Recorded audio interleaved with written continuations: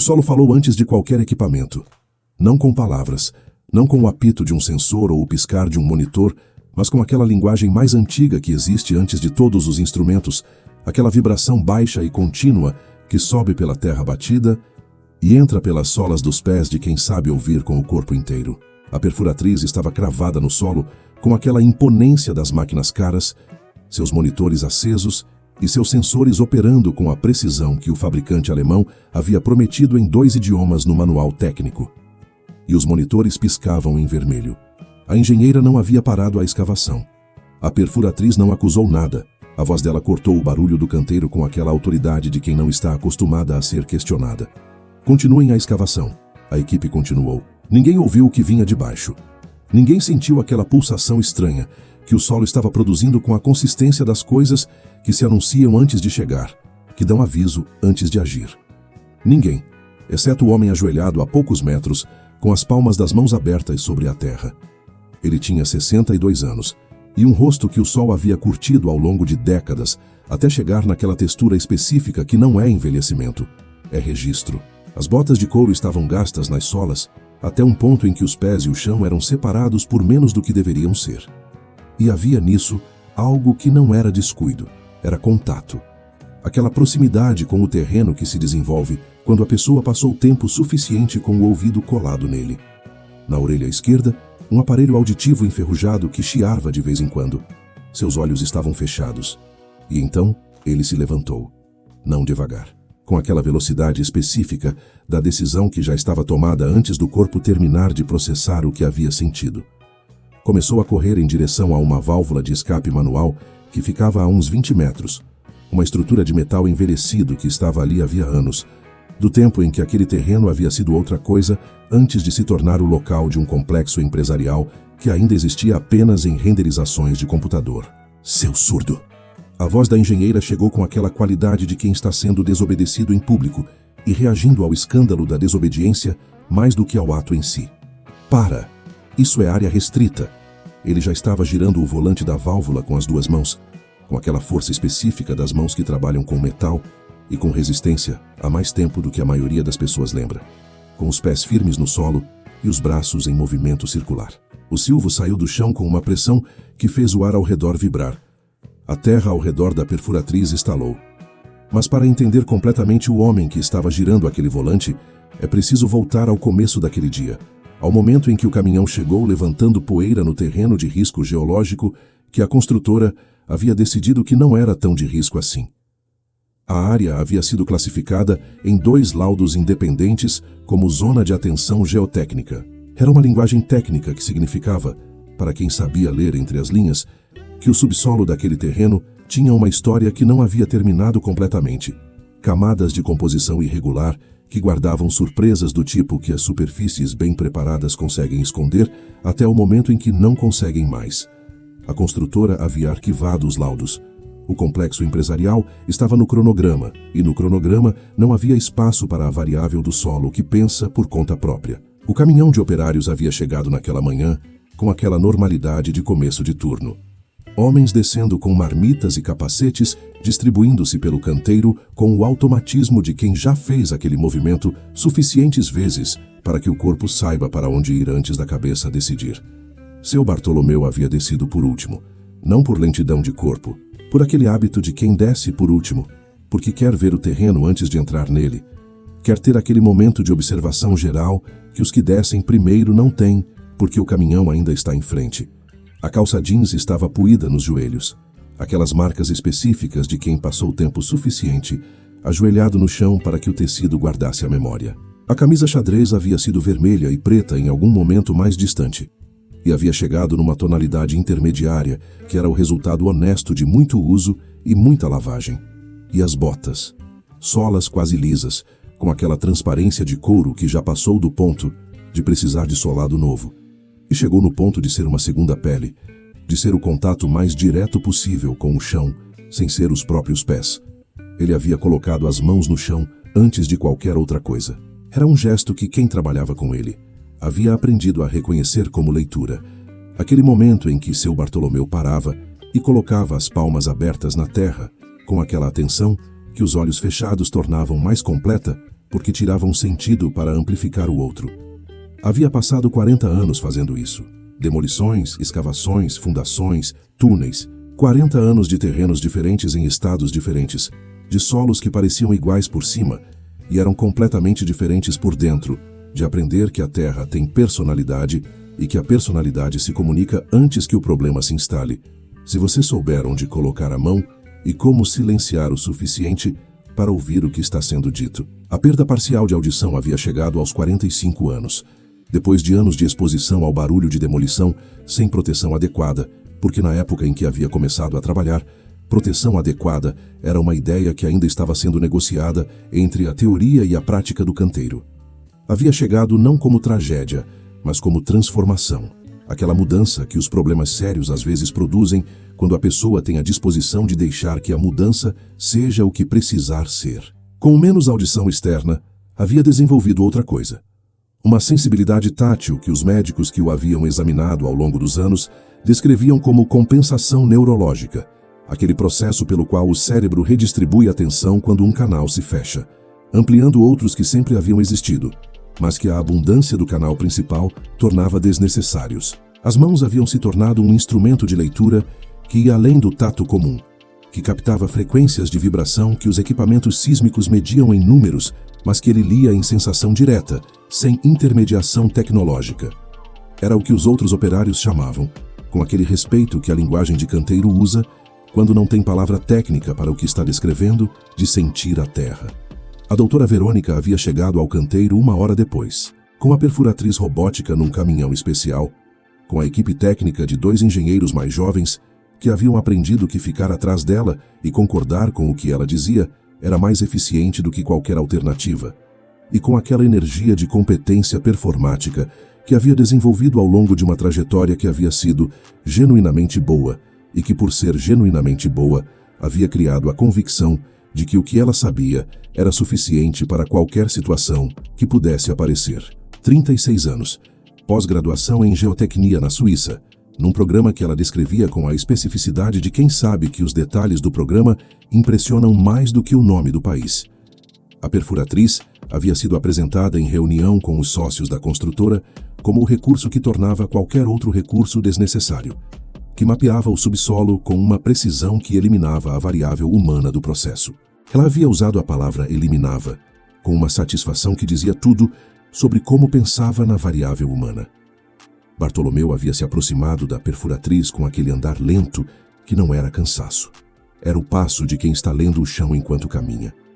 Colocou a mão no solo a 1 metro do equipamento. Fechou os olhos. Verônica havia notado com aquela irritação automática de quem vê algo fora do lugar antes de processar o que especificamente está fora do lugar. O que esse senhor está fazendo? A pergunta foi para o encarregado, não para Bartolomeu, com aquela forma de falar sobre alguém na frente de alguém que é em si mesma uma declaração de inexistência. Isso é equipamento de precisão, não é lugar de serviço pesado.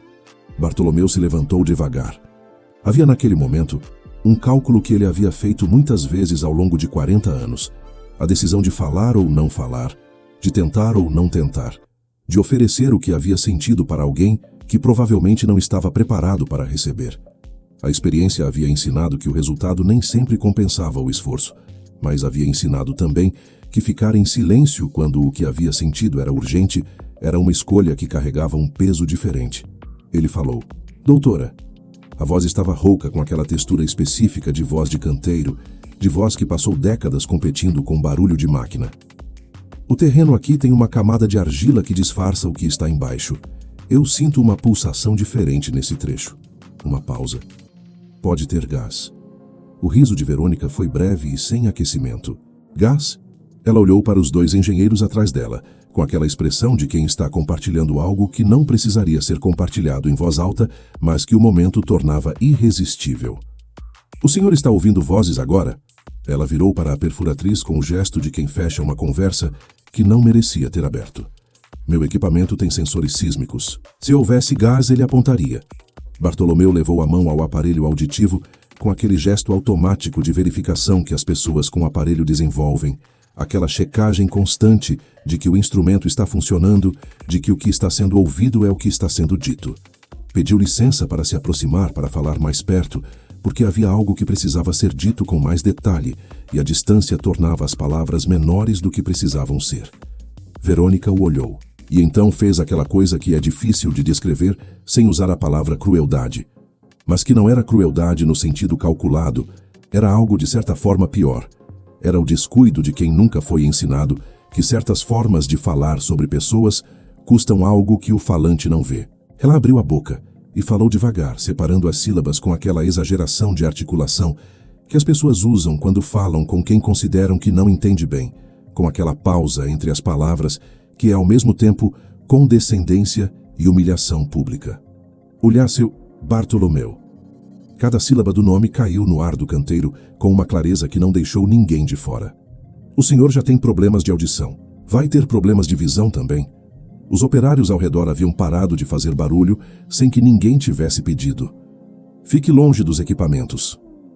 O tom havia voltado ao normal, aquela velocidade de quem terminou o parentético e retomou o assunto principal. Vai trabalhar nas sapatas lá no fundo da escavação. Lá não tem risco de o senhor atrapalhar. O riso que veio dos operários ao redor foi o tipo que não nasce de alegria, que nasce de desconforto e de não saber o que fazer com o desconforto. Aquele som que as pessoas produzem quando estão testemunhando algo que os constrange e que o riso disfarça temporariamente antes que o silêncio os obrigue a sentir o que estão sentindo. Bartolomeu ficou de pé por um momento. Os olhos estavam no rosto dela com aquela expressão que não era raiva, não era mágoa. Era aquela mistura específica de quem ouviu o que havia para ouvir e está decidindo o que fazer com o que ouviu antes de decidir qualquer outra coisa. Depois colocou o capacete reto na cabeça e foi para as sapatas no fundo da escavação, onde havia sido mandado, com o andar lento de sempre e as botas de sola quase lisa tocando o chão, com aquela familiaridade de quem nunca precisou de sola grossa para saber o que estava pisando. Mas os pés continuavam sentindo, e o que sentiam não havia mudado só porque alguém havia separado sílabas do seu nome com condescendência num canteiro de obras. A pulsação estava lá, baixa, constante, com aquela qualidade específica que 40 anos haviam ensinado a distinguir das outras vibrações do subsolo, que tinha um ritmo que não era o ritmo da rocha, não era o ritmo da argila compactada, era o ritmo de algo que estava se movendo em pressão numa câmara que havia ficado fechada por tempo demais e que estava chegando no limite do que conseguia segurar. Ele foi para as sapatas e esperou, porque havia aprendido, em 40 anos de terrenos que tinham mais a dizer do que os equipamentos conseguiam ouvir, que a terra sempre confirma o que ela disse, que a questão nunca é se vai acontecer, é quando. E o quando estava chegando. Os dias no fundo da vala tinham uma qualidade própria, não a qualidade do isolamento como punição, embora fosse isso também, mas a qualidade específica do fundo de uma escavação profunda, aquele lugar onde o mundo de cima fica reduzido a uma faixa de céu no alto, e onde o som chega filtrado e modificado pelas paredes de terra que cercam de todos os lados. Era um lugar que a maioria dos operários encontrava opressivo, que produzia neles aquela necessidade de subir e ver o horizonte de vez em quando, de confirmar que o mundo tinha mais dimensão do que as paredes de argila permitiam ver. Bartolomeu não sentia isso. Havia passado tempo suficiente no fundo de valas e escavações para que aquele ambiente tivesse se tornado familiar, de um jeito que não era conforto exatamente, mas era reconhecimento, aquela relação com um espaço que se desenvolve quando você passou com ele horas suficientes para aprender a língua que ele fala. E o fundo daquela vala estava falando. As ordens chegavam pelo rádio, com aquela distorção específica dos aparelhos baratos em ambiente de obra. Vozes que já eram difíceis de entender em condições normais e que, através do rádio, se tornavam uma sequência de fragmentos e estática que exigiam que a pessoa completasse as lacunas com o que imaginava que deveria ter sido dito. Para alguém com a audição comprometida de Bartolomeu, as ordens chegavam como aproximações, como sugestões, como a versão parcial de uma instrução que ele precisava reconstruir a partir do contexto e do que havia aprendido sobre o que costumava ser pedido naquela etapa de uma escavação. Ninguém havia considerado que isso era um problema. Ele fazia o trabalho. O trabalho era feito. As sapatas avançavam. O encarregado marcava na prancha e seguia para o próximo item. Mas as mãos continuavam sentindo. Havia um ponto específico, a uns 40 metros na direção que ele havia mentalmente chamado de quadrante sul, onde a vibração da terra durante a perfuração tinha aquela qualidade diferente que havia sentido no primeiro dia e que os dias seguintes haviam confirmado com aquela consistência que o terreno usa quando está tentando dizer a mesma coisa de formas diferentes até ser ouvido. Era uma vibração que amortecia de um jeito específico. Não o amortecimento da rocha, que absorve e devolve com uma dureza regular. Não o amortecimento da argila compactada, que tem uma elasticidade previsível. Era um amortecimento que sugeria vazio, aquele fenômeno específico que os 40 anos haviam ensinado a reconhecer antes que qualquer sondagem confirmasse. A sensação de que há uma câmara, um espaço que não deveria estar vazio e que está, e que o que preencheu aquele espaço não é sólido. Em demolições, aquele tipo de câmara tinha nome: bolsão. E bolsões em terrenos com histórico geológico daquele tipo tinham uma tendência específica para um tipo específico de conteúdo que havia estado sob pressão por tempo suficiente para ter acumulado uma impaciência que os equipamentos sísmicos às vezes não conseguiam captar através da argila que o isolava.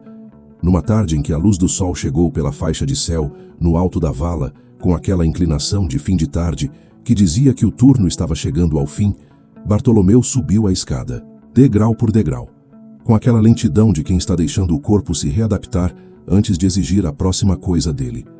Chegou ao nível do canteiro com o calor diferente do ar aberto depois das horas no fundo da vala, e foi procurar o encarregado.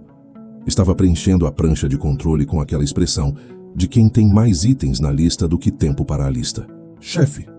Bartolomeu parou à distância adequada, aquela distância que os canteiros ensinam como o espaço correto para uma conversa que precisa ser ouvida, mas não precisa de palco. Aquele canto ali, onde a perfuratriz vai passar amanhã. Ele apontou na direção do quadrante sul com aquele gesto preciso de quem está indicando uma coordenada que tem no corpo, não no papel. A terra está mole demais naquele ponto. Tem um bolsão. É gás. O encarregado levantou os olhos da prancha. Havia neles aquela expressão de quem está recebendo uma informação que não sabe completamente o que fazer com ela, que entende o suficiente para não descartar inteiramente, mas que está operando dentro de uma estrutura que já tomou a decisão por ele. Bartolomeu. O tom era o tom de quem está sendo gentil dentro dos limites que a situação impõe. Vai descansar. Bartolomeu esperou. A doutora disse que os sensores não apontaram nada. O encarregado voltou para a prancha com aquele movimento de quem está fechando o assunto antes que o assunto abra mais. O senhor fica nessa de sentir o chão, mas ela tem diploma. As últimas palavras saíram sem crueldade, apenas com aquela fatalidade de quem acredita no que está dizendo, porque nunca teve uma razão concreta para não acreditar. Bartolomeu ficou parado por um segundo. Depois, voltou para a vala. Naquela noite, no alojamento simples onde ficava durante a semana de obra, com o colchonete fino e a janela que não fechava completamente e o barulho de caminhão que passava na estrada a 100 metros, ele ficou acordado por um tempo, pensando na qualidade daquela vibração. Havia tipos de bolsão que esperavam, que ficavam sob pressão por semanas antes de encontrar o ponto de menor resistência e ceder. Havia outros que estavam num ponto em que a próxima perfuração seria o suficiente, aquela última adição a uma conta que já estava no limite. Ele não sabia em qual categoria estava aquele, mas sabia que a perfuratriz ia passar pelo quadrante sul no dia seguinte. E foi no dia seguinte, antes de descer para as sapatas, que tomou a decisão que sabia que tinha um custo. O escritório de container ficava na borda do canteiro, com uma janela que dava para a área de escavação e uma porta de metal que havia sido instalada no começo da obra com aquela praticidade dos escritórios provisórios que são montados para funcionar, não para durar. Verônica estava dentro com os dois engenheiros, num dos monitores a rota de escavação do dia, projetada sobre o mapa do subsolo, com aquela clareza de linhas digitais que era muito diferente das linhas que Bartolomeu havia aprendido a ler com as mãos. Ele tirou o chapéu antes de bater. Entrou quando a resposta veio. Havia algo naquele gesto de tirar o chapéu que carregava mais do que cortesia. Era a postura de quem chegou a um lugar onde sabe que vai precisar de cada recurso disponível, onde a humildade no gesto é uma forma de abrir espaço para que o que vem em seguida seja ouvido sem o ruído que a resistência produz. Doutora, a voz estava calma, com aquela firmeza de quem está dizendo algo que precisa ser dito, independente de como vai ser recebido. Eu trabalho com demolição há 40 anos. Já vi isso antes em 3 terrenos diferentes. Verônica estava olhando para o monitor. Ainda estava. Onde a argila muda de cor, o gás se acumula. Ele continuou, porque havia começado, e o que havia começado precisava ser terminado. A perfuratriz não pega porque a argila isola a assinatura sísmica do bolsão. O sensor lê a argila, não o que está do outro lado dela. Uma pausa. O senhor precisa fazer uma sondagem manual no quadrante sul antes de avançar. Uma sondagem manual com uma barra de aço vai confirmar em 15 minutos. Verônica se levantou da cadeira, e foi então que fez algo que não havia planejado. Ou que havia planejado de um jeito tão automático que já não sabia mais distinguir o planejado do reflexo. Foi até a porta do container e abriu. Ficou de pé na soleira com a porta aberta e a voz calibrada para o volume do canteiro, que era o volume que garantia que o que ia ser dito seria ouvido por todos que estivessem na área imediata. Vocês estão vendo isso? Os técnicos que estavam no exterior viraram. Os operários que passavam desaceleraram sem parar completamente, aquele movimento de testemunha involuntária que os ambientes de trabalho produzem quando algo acontece que sinaliza que vai valer a pena ficar. Um operário analfabeto, que mal escuta, querendo dar aula de geotecnia para uma engenheira formada na Europa.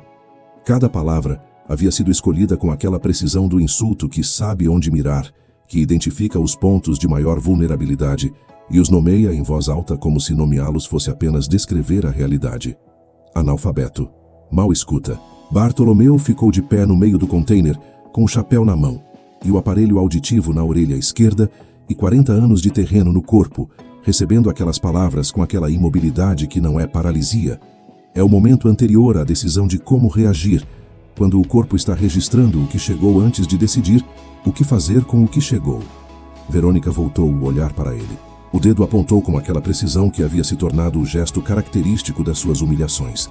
Aquela extensão do braço que era acusação antes de ser instrução. Seu lugar é no fundo do buraco, não no meu escritório. A voz havia descido de volume, mas não de temperatura. Se eu ouvir mais um conselho seu, você é demitido por justa causa. Uma pausa. Já que você gosta tanto de sentir a terra, vai sentir a falta do salário. O silêncio que se seguiu foi o silêncio do canteiro quando o canteiro decide que não tem mais barulho para fazer. Aquele silêncio que é em si mesmo uma resposta coletiva ao que foi dito, que diz mais sobre o que as testemunhas sentiram do que qualquer palavra que pudessem ter escolhido. Bartolomeu colocou o chapéu de volta na cabeça, virou as costas e caminhou em direção à escada da vala com aquele passo de sempre. Aquele passo que havia atravessado 40 anos de canteiros e que não havia mudado de cadência, porque nenhuma das coisas que haviam sido ditas para ele ao longo daqueles anos havia conseguido mudar a forma como seus pés tocavam o chão. Mas havia algo diferente agora. Quando chegou à escada e colocou o pé no primeiro degrau, havia uma umidade no rosto que não era suor. Era o tipo de umidade que acontece quando o corpo decide por conta própria que chegou num limite que merece ser marcado, que há uma dor que é grande demais para ficar completamente por dentro e que encontra a saída que encontra. Não porque a pessoa escolheu, mas porque algumas coisas escolhem por si mesmas. Uma lágrima desceu pelo rosto envelhecido, com aquela lentidão das lágrimas que não tem pressa, porque o que estão marcando não vai a lugar nenhum rapidamente. Ele desceu, degrau por degrau. E quando chegou ao fundo da vala e colocou as palmas das mãos no chão de terra úmida, com aquele gesto que havia feito milhares de vezes, a pulsação estava lá, mais forte do que no dia anterior. É difícil acreditar que alguém possa ser tão cruel, não é? Que diante de 40 anos de experiência, diante de um homem que havia chegado até ela com o chapéu na mão e a voz calma de quem não está pedindo reconhecimento, está pedindo que a vida das pessoas seja protegida, a resposta fosse um dedo apontado e a palavra analfabeto num canteiro cheio de testemunhas. Se você também sente revolta com essa injustiça, deixe o seu like agora mesmo para mostrar que está do lado de seu Bartolomeu. Lá em cima, a perfuratriz havia sido reposicionada para o turno da manhã seguinte. A rota programada passava pelo quadrante sul. Bartolomeu ficou ajoelhado no fundo da vala, com as mãos abertas na terra e o rosto úmido, e a pulsação sob as palmas, que era mais forte do que havia sido em qualquer outro dia daquela semana. Com aquela qualidade que havia aprendido a reconhecer como urgência, como o solo comunicando que o tempo que havia para a conversa estava diminuindo. Amanhã a perfuratriz ia passar por cima daquilo. E ele estava no fundo da vala, com uma demissão por justa causa como alternativa para a próxima vez que tentasse dizer o que sabia. Ficou de pé. Olhou para cima, para a faixa de céu no alto da escavação, com aquela expressão de quem está pesando as opções disponíveis e encontrando que as opções disponíveis não são suficientes para o tamanho do problema que está embaixo dos pés de todo o mundo lá em cima. Depois olhou para as mãos e começou a pensar. Amanhã chegou com aquela luminosidade específica dos dias que vão ser decisivos sem que ninguém ainda saiba disso. A perfuratriz havia sido reposicionada durante a noite com aquela precisão de equipamento caro que era movido e ajustado e calibrado com uma atenção que não era dispensada às pessoas que trabalhavam ao lado dele. A broca estava apontada para o quadrante sul com a exatidão da rota programada. E os técnicos haviam chegado cedo para garantir que tudo estivesse no lugar antes que Verônica chegasse para acompanhar o que havia sido anunciado internamente como a fase mais importante da escavação. Bartolomeu havia chegado antes de todos. Havia feito isso em silêncio, sem que ninguém notasse ou perguntasse. Descendo para as sapatas, com aquele automatismo de quem foi designado para um lugar e vai para aquele lugar porque é o que há para fazer. Mas os olhos, desde o momento em que havia colocado os pés no fundo da vala naquela manhã, estavam fixos na perfuratriz. A máquina iniciou a escavação com aquele ronco profundo de motor caro, funcionando dentro das especificações para as quais havia sido fabricado. Aquele som que é ao mesmo tempo impressionante e tranquilizador para quem acredita que o som de funcionamento correto é suficiente para confirmar que tudo está bem. Verônica estava com o tablet, alguns metros afastada da perfuratriz, com aquela postura de quem está supervisionando e que quer que a supervisão seja visível. Os dois engenheiros estavam atrás, com os seus próprios dispositivos, numa formação que havia se tornado a configuração padrão daquele canteiro. Os gráficos no tablet mostravam as ondas sísmicas em tempo real, aquelas linhas que sobem e descem com o comportamento esperado de um solo que está sendo penetrado por uma broca de alta rotação, e que responde dentro dos parâmetros que os algoritmos de análise haviam sido treinados para reconhecer como normais. Tudo normal. Verônica disse algo para um dos engenheiros, e ambos sorriram com aquela expressão de confirmação de quem está vendo a tese se provar em tempo real. Viu? A voz chegou ao Bartolomeu no fundo da vala, com aquela fragmentação do som que desce por uma escavação, mas as palavras chegaram suficientes para serem entendidas. Tecnologia alemã não falha, a broca desceu mais. E foi naquele momento que o chão mudou, não de uma forma que qualquer equipamento registrou. Os gráficos continuaram mostrando as ondas dentro dos parâmetros normais, com aquela indiferença dos instrumentos que medem o que foram programados para medir e que não sabem o que está além da programação. O monitor de pressão de gás continuava em 0, com aquela estabilidade de número que não recebeu sinal para mudar.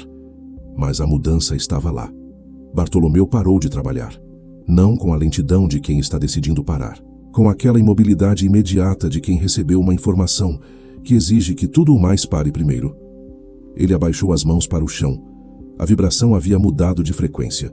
Não de intensidade, não de localização, de frequência.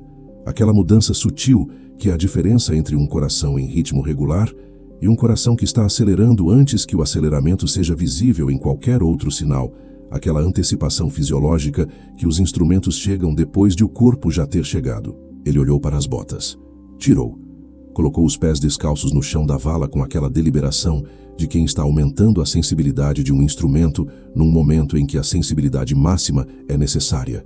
Aquele contato direto que as solas de couro, mesmo gastas, ainda interceptavam. E sentiu.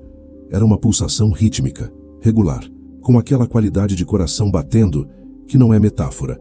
É descrição literal do que acontece quando um gás pressurizado está forçando uma camada de argila de dentro para fora, com a constância de algo que tem pressão acumulada suficiente para ser rítmico, para ter um ciclo que se repete enquanto a pressão aguarda o ponto de menor resistência. O bolsão estava cedendo. Não havia rompido ainda, mas a broca estava descendo na direção do ponto onde a argila era mais fina. Naquele lugar, que ele havia identificado nos dias anteriores como o ponto onde a coloração da terra havia mudado, onde a composição havia dito o que estava dizendo para quem soubesse ouvir. Ele olhou para a válvula de escape manual.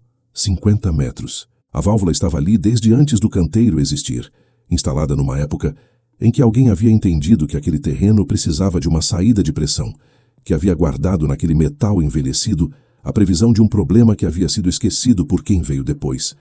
Era o tipo de infraestrutura que existe como precaução e que fica invisível até o momento em que é a única coisa que importa. 50 metros de terreno aberto entre ele e ela. Ele calculou o tempo. A broca estava descendo. A pulsação estava aumentando. Havia uma janela entre o momento em que o bolsão cedesse o suficiente para que o gás encontrasse o caminho e o momento em que o caminho encontrado se tornasse o caminho de uma detonação. Essa janela não era previsível com precisão, mas havia um sinal que ele havia aprendido em 3 décadas de trabalho com terrenos de gás. Um sinal que antecedia o rompimento completo com uma consistência que havia salvado vidas, porque havia sido aprendido na observação direta e não no manual. Era um cheiro metálico, aquela qualidade específica do gás pressurizado, encontrando microfrações na argila antes de encontrar a fratura principal. Aquele cheiro que chegava antes do som, antes do movimento visível da terra, antes de qualquer coisa que os equipamentos registrassem. Ele farejou o ar. Estava lá. Fraco ainda, mas estava lá naquele grau de presença que dizia que o momento não era imediato, mas que não era distante o suficiente para que houvesse tempo para processos normais, para subir e explicar, e convencer e aguardar que a decisão correta percorresse a cadeia de comando até chegar na ação. Ele subiu a escada, não pelos degraus, pela lateral, com aquela habilidade específica de quem passou décadas subindo e descendo escadas de canteiro de formas que nenhum manual de segurança recomendava, mas que o tempo havia tornado naturais. Chegou ao nível do canteiro e começou a gesticular. A perfuratriz estava entre ele e Verônica, com aquele volume de motor que preenchia o ar em torno de si como uma presença física, aquele barulho que não é apenas som, é ocupação de espaço, que empurra as outras coisas para as margens. Ele gritou: "Para a máquina! Para agora!" A voz estava rouca com aquela textura de sempre, mas rouca de um jeito que a urgência havia amplificado em frequência, sem conseguir amplificar em volume, porque as cordas vocais de um homem de 62 anos, que havia passado décadas em canteiro barulhento, tinham os limites que tinham, e o barulho da perfuratriz alemã de última geração tinha os limites que não tinha. As palavras saíram, chegaram fragmentadas. Verônica olhou na sua direção. Por um segundo, os olhos dele se encontraram com aquela distância de 30 metros entre eles, que era distância suficiente para que os gestos fossem visíveis, mas não suficiente para que a urgência nos olhos de Bartolomeu chegasse com a definição que precisava chegar. Ela bufou, virou as costas e disse algo ao operador da perfuratriz, com aquele gesto de quem está encerrando uma distração menor para retornar ao que importa. Aquele gesto que o operador interpretou da forma como havia aprendido a interpretar os gestos dela, como instrução, como decisão tomada. A rotação aumentou. Bartolomeu ficou parado por um segundo, que foi o segundo em que cada opção disponível foi avaliada e descartada, com uma velocidade que 40 anos de situações de emergência haviam desenvolvido. Aquela capacidade de triagem rápida, que não é pânico, é o oposto do pânico. É a clareza específica de quem reduziu tudo ao essencial. Havia uma opção, a válvula, e então o estalo chegou. Seco, único, com aquela qualidade de som que não é a explosão, que é o som anterior à explosão, o som do que está contido encontrando a primeira fratura no que o contém. Aquele momento específico em que a pressão acumulada encontra o caminho que estava procurando e começa a percorrê-lo. A perfuratriz tremeu. Não o tremor do funcionamento normal, aquela vibração constante que era a assinatura da máquina em operação. O tremor de algo respondendo de baixo, daquele lugar onde os sensores haviam registrado 0 e onde a Terra havia registrado, pela linguagem que a Terra usa, tudo. O monitor de pressão de gás continuava em 0, mas Bartolomeu sentiu a terra se mover sob os pés, com aquela clareza inconfundível do terreno que acaba de mudar de estado, que passou de contido para em movimento, que passou do antes para o depois, sem que nenhum equipamento houvesse registrado a transição. O bolsão havia rompido. Não completamente.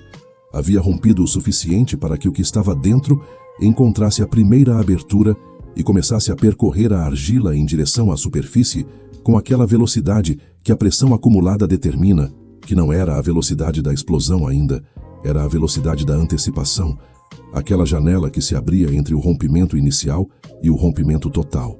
Bartolomeu já estava em movimento. 50 metros. Seus pés descalços tocavam o solo do canteiro, com aquela intimidade que havia passado a vida construindo, correndo em direção à válvula, com a certeza de quem não está indo para um lugar que precisa encontrar, está indo para um lugar que conhece, que havia memorizado no primeiro dia no canteiro, com aquele olho que registrava as saídas antes de precisar delas. O barulho da perfuratriz continuava, e a terra ao redor da broca estava estilando com aquela lentidão que precede as coisas rápidas, aquela abertura gradual de fratura que tem a aparência da tranquilidade até o momento em que não tem mais. Os pés descalços no chão de canteiro faziam um som diferente das botas. Bartolomeu não estava ouvindo o som. Estava sentindo o chão sob cada passada, com aquela informação contínua que os pés descalços fornecem e que as solas interceptam, sentindo a terra que havia aprendido a ler mudar de consistência a cada metro na direção da válvula, sentindo que o que havia começado como pulsação estava se tornando tremor, que o tremor estava se tornando movimento, que o movimento tinha uma direção e um destino, e que o destino era a superfície, e que a superfície estava a metros da broca que continuava girando com a velocidade que Verônica havia ordenado que aumentasse. 50 metros. 40. Do canto do olho ele viu os dois seguranças. Haviam reagido ao grito de Verônica com aquela prontidão de quem foi treinado para reagir a gritos, de quem tem autoridade para gritar, sem processar o conteúdo do grito antes de processar a instrução que estava no tom. Segurem aquele louco. Ele vai destruir a perfuratriz. Os dois convergiram na direção dele com aquela geometria de interceptação que dois homens calculam instintivamente quando estão se movendo em direção ao mesmo ponto.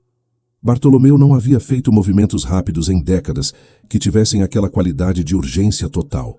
Mas havia algo que os 40 anos de canteiro haviam construído no corpo que não era velocidade de jovem, era precisão de experiência. Aquela habilidade de mover o mínimo necessário no momento certo, de ler o ângulo de aproximação e encontrar o espaço que existe entre dois corpos que se movem e que nenhum dos dois percebeu ainda. Ele passou entre eles. Não foi elegante. Foi necessário, com aquela funcionalidade bruta das coisas que precisam funcionar mais do que precisam parecer qualquer coisa. 30 metros. 20. A válvula estava onde havia estado desde o primeiro dia. Aquele volante vermelho enferrujado que havia ficado no mesmo lugar enquanto o canteiro ao redor havia se transformado em escavação e equipamento e projeto de complexo empresarial, ignorado com aquela consistência com que os objetos que não têm uso imediato ficam invisíveis até o momento em que são a única coisa que existe. Bartolomeu chegou. As mãos encontraram o metal com aquele reconhecimento tátil de quem havia identificado aquela válvula no primeiro dia no canteiro, com a atenção de quem sempre mapeia as saídas antes de precisar delas.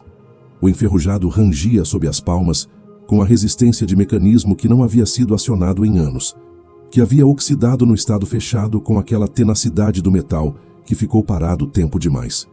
Ele girou, com as duas mãos, no sentido anti-horário, com aquela força específica que não é força de academia, não é força de exibição, é força de trabalho.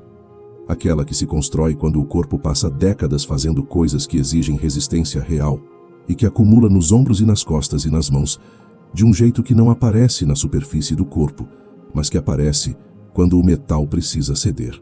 O metal rangeu e abriu.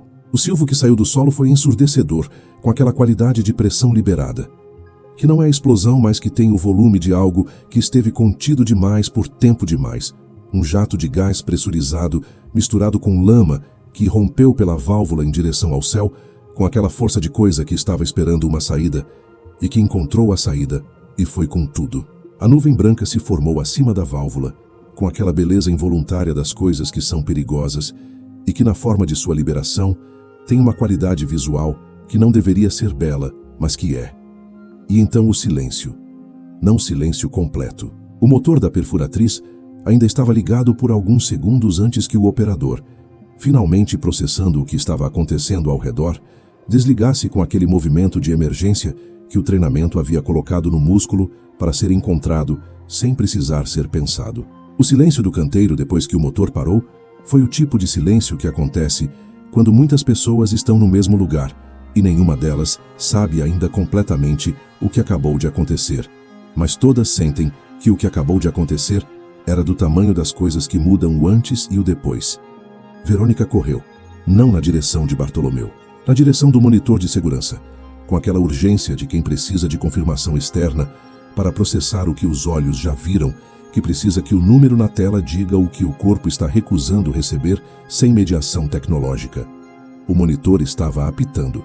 A tela vermelha com as letras que não deixavam espaço para interpretação alternativa. Alerta de gás, pressão crítica, aquelas palavras que os sensores haviam finalmente encontrado depois que o bolsão havia rompido o suficiente para que a assinatura química do gás chegasse ao nível que os instrumentos conseguiam captar. Depois que Bartolomeu havia aberto a válvula, depois que a pressão havia encontrado uma saída que não era a broca em rotação. Ela ficou de pé diante do monitor, com o tablet na mão que havia parado de ser consultado, em algum momento dos últimos 2 minutos, e que estava agora apenas sendo segurado, com aquela palidez que não era a palidez do medo do que havia acontecido, mas do medo do que havia quase acontecido, aquela distinção específica que faz a diferença entre o susto e o colapso.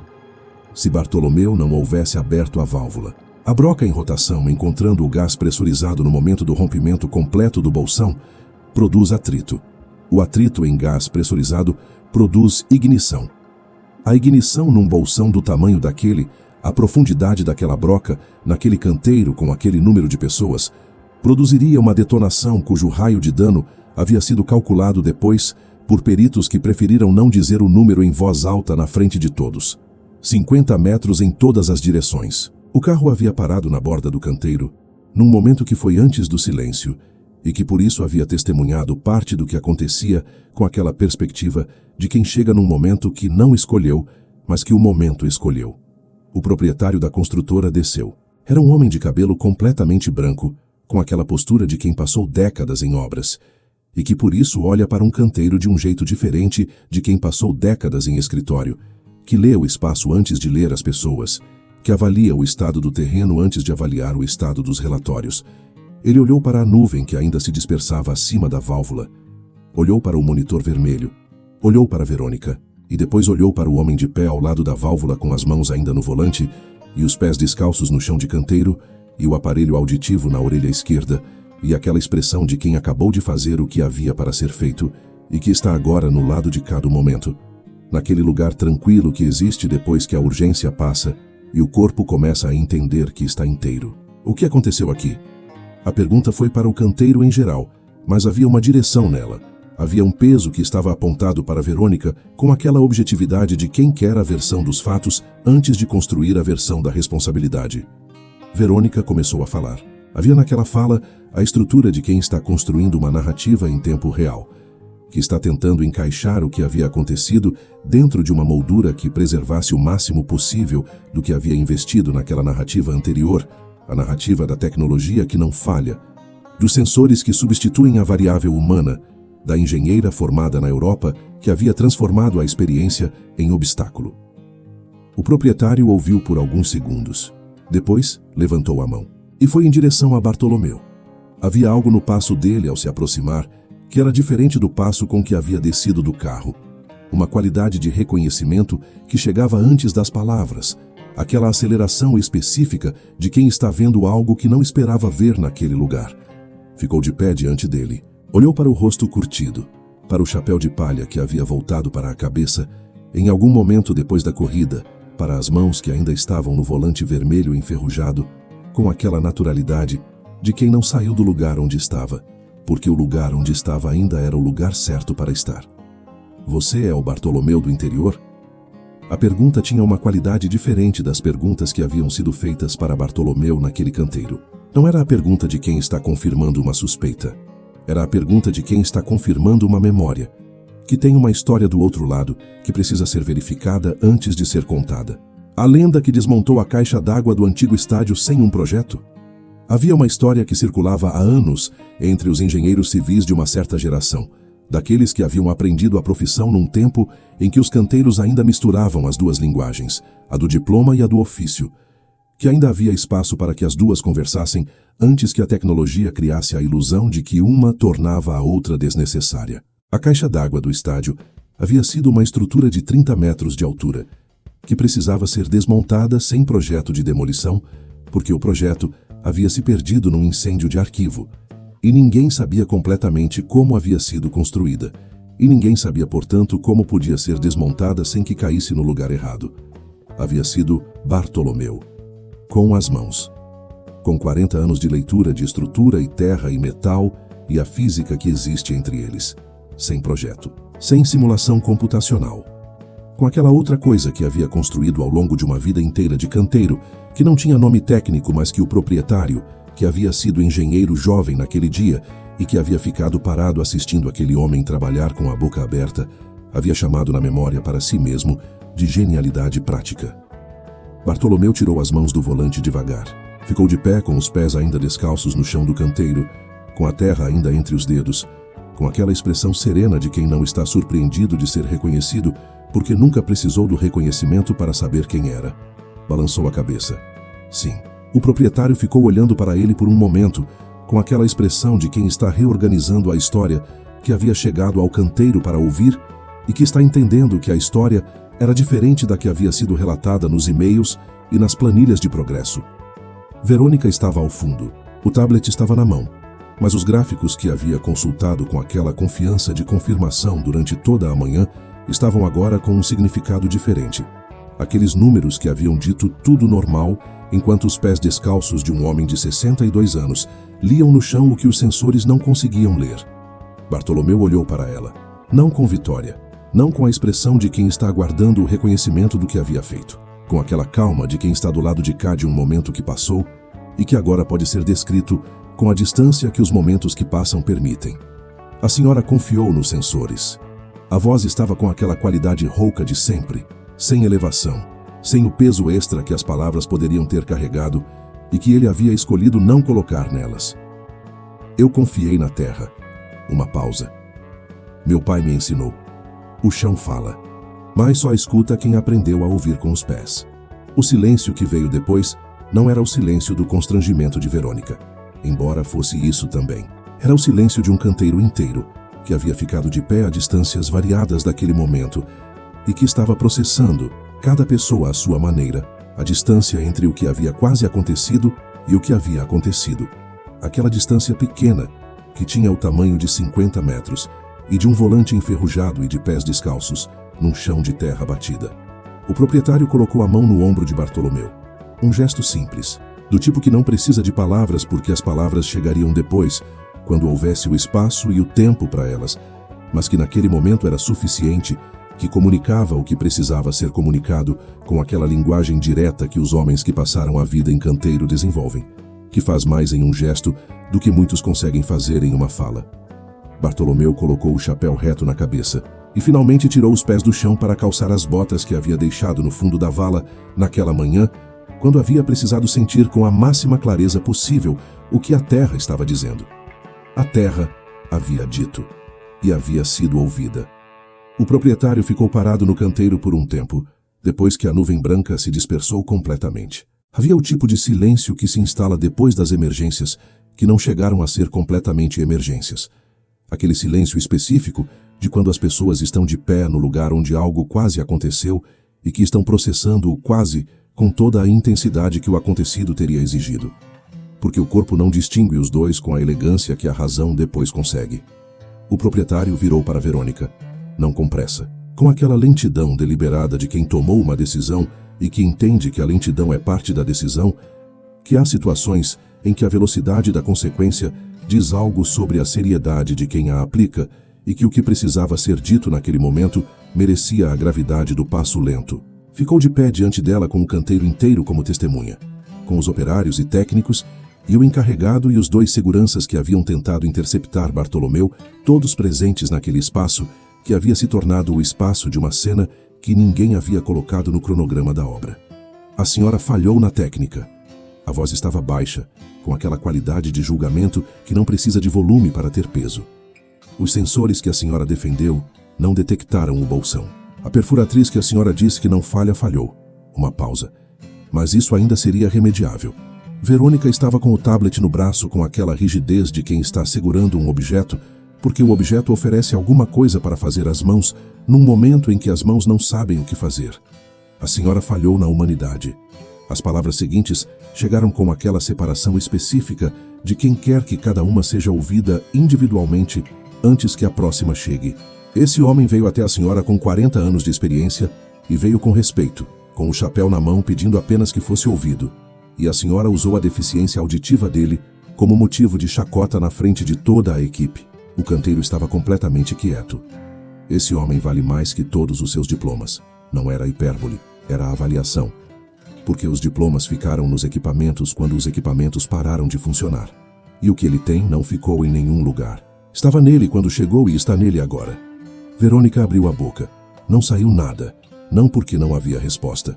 Havia muitas respostas. Havia toda uma estrutura de justificativa e contexto e circunstância que a cabeça dela estava construindo com a velocidade de quem havia passado a vida profissional, aprendendo a construir argumentos. Mas havia algo naquele momento que tornava cada argumento disponível irrelevante antes que fosse dito. Que era o silvo do gás que ainda estava no ar como memória sonora. Que era a nuvem branca que havia existido por alguns minutos, exatamente acima da válvula que ela havia ignorado, que era o número 0 que os sensores haviam mostrado, enquanto Bartolomeu sentia com os pés o que os sensores não conseguiam sentir com toda a tecnologia alemã que havia custado o que havia custado. Ela fechou a boca, pegou o tablet com os 2 braços, aquele abraço de objeto que havia se tornado o único abrigo disponível, e saiu do canteiro, sem palavra. Sem o passo deliberado com que havia entrado naquele canteiro no primeiro dia, com a equipe atrás e o equipamento importado no caminhão especial. E a certeza de quem nunca teve razão concreta para duvidar da própria certeza. Com o passo de quem está saindo, porque não há outra direção disponível. Porque todas as outras direções foram fechadas por um silvo de gás, e por 2 milímetros de decisão, e por um homem descalço, correndo 50 metros num canteiro de terra vermelha. Os 2 engenheiros que haviam ficado atrás dela durante toda aquela semana ficaram parados por um momento depois que ela desapareceu pela saída do canteiro, com aquela expressão de quem precisa recalcular a própria posição num espaço que acaba de mudar completamente de geometria. O proprietário se virou para Bartolomeu. Havia algo na forma como os 2 homens ficaram de frente um para o outro, que era diferente de todas as outras interações que o canteiro havia produzido naquelas semanas. Havia o reconhecimento do primeiro encontro deles décadas atrás. Aquela continuidade específica das relações que ficam interrompidas por muito tempo, mas que retomam exatamente do ponto onde haviam parado, porque o que havia sido construído entre eles era do tipo que o tempo não dissolve. A oferta foi feita com aquela objetividade de quem sabe o que quer e não vê razão para construir cerimônia em torno do que quer. Consultor de geotecnia sensorial. Um cargo que não existia em nenhum organograma da construtora antes daquele dia, que havia sido criado naquele momento para descrever algo que também não havia sido descrito antes em nenhum organograma, aquela habilidade específica de Bartolomeu que à tarde havia demonstrado de uma forma que tornava qualquer descrição técnica insuficiente, mas que o título tentava honrar da melhor forma que a linguagem corporativa conseguia. Salário de diretor. Bartolomeu ouviu a oferta com aquela atenção tranquila de quem não está calculando o número enquanto o número é dito, que está ouvindo a oferta inteira antes de responder à oferta inteira. Quando o proprietário terminou, houve um silêncio de alguns segundos. Eu aceito. As palavras vieram com aquela simplicidade de sempre, sem a elaboração que o momento poderia ter justificado. Mas tenho uma condição. O proprietário esperou. Cada homem nessa obra tem um conhecimento que não vem de livro. Bartolomeu olhou para os operários ao redor, aqueles homens que haviam assistido à sua humilhação em silêncio e que haviam assistido à válvula sendo aberta em silêncio e que estavam agora de pé naquele canteiro, com aquela expressão específica de quem está presente num momento que vai ser contado depois. Um conhecimento que veio do trabalho, da repetição, de anos de chão e de sol, e de erro e de acerto. Uma pausa. O Senhor vai criar um programa de treinamento para que esses homens possam ensinar o que sabem, não para serem ensinados, para ensinarem. O proprietário assentiu. E tem mais uma coisa. A mão foi ao aparelho auditivo enferrujado, com aquele gesto automático de verificação que havia feito milhares de vezes. Esses anos todos sem proteção auditiva adequada me custaram a audição. Não foi culpa minha e não foi sorte. Foi o jeito que o setor funcionava naquele tempo. Os olhos estavam no proprietário, com aquela clareza direta que havia atravessado toda a semana sem mudar. O senhor paga o tratamento adequado, o aparelho certo. Não porque eu precisei de audição para sentir o que senti hoje, mas porque eu mereço ouvir o neto chamando o meu nome. O proprietário ficou olhando para ele por um momento. Havia algo naquela última frase que havia saído de um lugar diferente das outras, que havia vindo debaixo da competência e da experiência, e de tudo que havia tornado Bartolomeu o que era, de um lugar mais simples e mais fundo. O lugar onde um homem de 62 anos pensa no neto, e pensa no que perdeu, e pensa no que ainda pode ser recuperado, se alguém entender que o que foi perdido a serviço de um trabalho que nunca havia recebido o nome correto nem a proteção adequada. Feito. O proprietário estendeu a mão. Tudo isso, Bartolomeu apertou. Os meses seguintes foram daqueles que constroem coisas que duram, porque foram construídos sobre o que durava antes de qualquer construção começar. O programa de treinamento havia sido chamado internamente de conhecimento de chão, um nome que havia sido sugerido por Bartolomeu numa reunião de planejamento e que havia sido aceito sem discussão, porque era o nome certo, aquele tipo de nome que chega pronto e que qualquer alternativa tornaria menor. 6 meses depois de abrir a válvula, Bartolomeu estava no meio de um grupo de operários, num trecho do canteiro que havia sido preparado especificamente para aquela aula. Terra compactada e descoberta, sem concreto, sem asfalto, sem nenhuma das camadas que os canteiros normalmente colocam entre os pés das pessoas e o solo que está embaixo. O aparelho auditivo era diferente. Pequeno, discreto, com aquela qualidade de tecnologia que foi feita para servir quem a usa, em vez de ser exibida por quem a usa. Havia sido escolhido com a orientação de um especialista que havia passado 2 horas com Bartolomeu, entendendo exatamente o que ele precisava ouvir e como precisava ouvir, com aquela atenção que o cuidado de saúde tem quando o dinheiro não é o obstáculo. Ele havia ouvido o neto chamar o nome dele com aquela clareza que havia perdido aos 45 anos, e havia ficado sentado na cadeira do consultório por 1 segundo depois que o especialista ajustou o aparelho, com os olhos fechados e aquela expressão que não havia nome adequado para descrever, que era a de quem recuperou algo que havia aprendido a viver sem, mas que nunca havia parado de sentir falta. Os operários estavam descalços. Havia sido pedido antes da aula com aquela instrução simples que Bartolomeu havia dado sem elaboração, porque a elaboração viria da experiência e a experiência viria dos pés no chão, não da explicação que antecedia os pés no chão. Ele ficou de pé no meio do grupo com aquele lugar natural que os anos haviam construído para ele, não na frente como quem leciona para quem está atrás, mas no meio, como o ponto ao redor do qual o aprendizado se organiza. Fecha os olhos. Os operários fecharam com aquela hesitação inicial de quem está fazendo algo que a situação pede, mas que o corpo ainda não entendeu completamente por quê. Agora sente o ritmo. Silêncio. Não o silêncio do vazio. O silêncio de muitas pessoas, prestando atenção ao mesmo tempo na mesma coisa. Aquela densidade específica que a atenção coletiva produz quando aponta na mesma direção. Se a terra treme igual a um coração, tem água. A voz de Bartolomeu estava com aquela qualidade nova que o aparelho correto havia devolvido, mais clara, mais presente, com aquela ressonância que havia estado lá antes da perda e que havia voltado com a qualidade específica das coisas que retornam depois de ausência longa. Se treme igual a um tambor, tem pedra, uma pausa. Se treme igual a um silvo. Ele não precisou terminar a frase. Todos ali sabiam como aquela frase terminava. Haviam estado no canteiro naquele dia. Haviam ouvido o silvo. Haviam visto a nuvem branca. Haviam ficado de pé no lugar onde algo quase havia acontecido e que não havia acontecido porque um homem havia aprendido a ouvir com os pés numa época em que isso era a única tecnologia disponível. Isso aí não tem sensor que ensine. Ao fundo do canteiro, o proprietário estava de pé com os braços cruzados e aquela expressão de quem está observando algo que havia tomado a decisão de criar e que estava vendo funcionar de uma forma que a decisão havia antecipado, mas que ver acontecer era diferente de antecipar. Na entrada do canteiro, uma placa nova havia sido instalada com aquela simplicidade de quem escolheu as palavras antes de escolher o material e o tamanho e a fonte, porque quando as palavras estão certas, o resto é apenas execução. A sabedoria da terra é a base de tudo. Agora eu pergunto a você. Você acredita que a experiência prática pode superar a tecnologia nos momentos em que a tecnologia chega ao próprio limite? Já passou por algo assim, num canteiro, num hospital, numa cozinha, em qualquer lugar onde o que você sabia com o corpo chegou antes do que qualquer instrumento conseguia medir? Escreva nos comentários. Quero ouvir a sua história.